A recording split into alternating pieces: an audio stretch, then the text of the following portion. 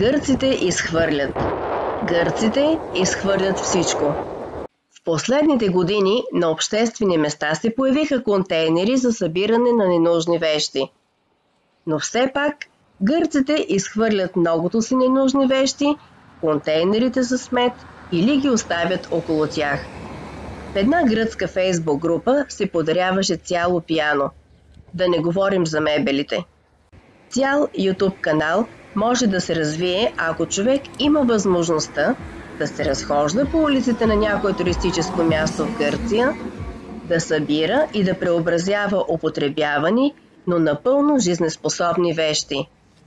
И аз, независимо че не съм майстор, го правя според силите си. Изхвърлени здрави завивки съм преобразявала във възглавнички за животните от приюта и за бездомните животни на остров Парос, Гърция. Събирала съм старинни месингови брави и даже придобих съвсем здрав античен стол от маслиново дърво с ръчна дърворезба. От един старинен дървен рафт в момента правя втора вещ. Едната съм я документирала в YouTube и още една е в проект. И така нататък. Гледам в YouTube как много българи или рускоговорящи хора преобразуват стара мебел от ПДЧ и се радват на получения резултат. А в Гърция хората изхвърлят старинни вещи от маслиново или черешово дърво, върху някой от които има ръчна дърворезба и старинни брави и дръжки. Докато се чудех как да се накарам да си направя къщички за зимна украса, и ето, че ми се стовари този замък на принцеса, буквално на пешеходната алея на споменатия остров. Толкова е лесно да го превърна в замъка на снежната кралица, че докато се приказвам с вас и той вече е готов.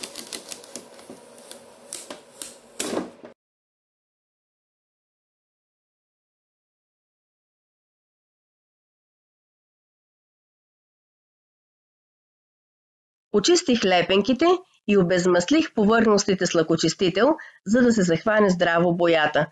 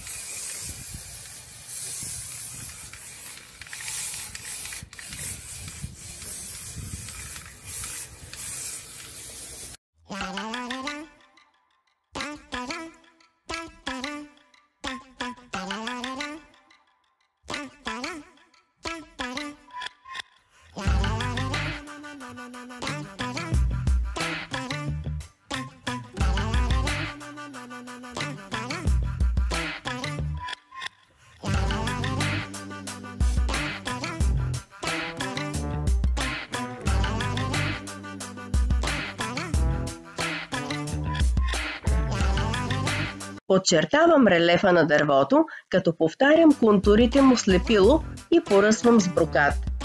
Същото правя на парапета и прозорчето на кулата. Тук нито фантазия много трябва, нито много труд, нито особени материали и инструменти. Всяко дете може да направи това, което аз направих с играчката.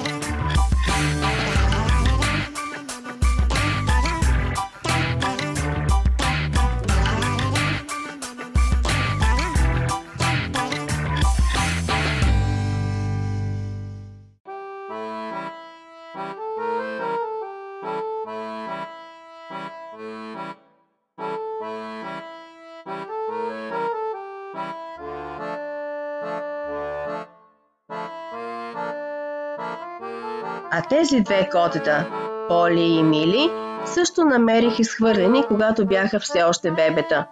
Те вече са осиновени от една българка с голямо сърце, която живее на остров Парус.